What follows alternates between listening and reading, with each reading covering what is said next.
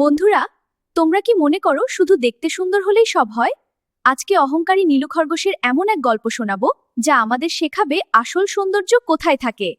নীলু আয়নার সামনে দাঁড়িয়ে নিজের রূপালী পশম দেখছে।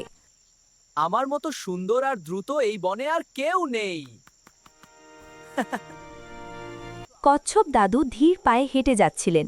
নীলু তাকে দেখে হাসাহাসি শুরু করল।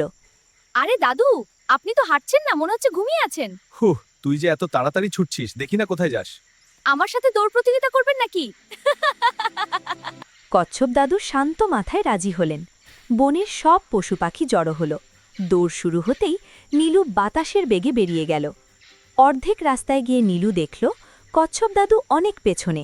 সে ভাবল, একটু ঘুমিয়ে নি, দাদু তো আস্তে আস্তে সন্ধে হয়ে যাবে। একটু ঘুমিয়ে নি, দাদু তো আস্তে আস্তে সন্ধ্যা হয়ে যাবে।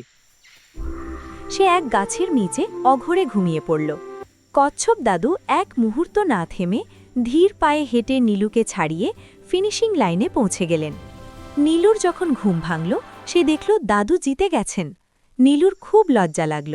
সে বুঝল কাউকে ছোট করা ঠিক নয়। অহংকার পতনের মূল।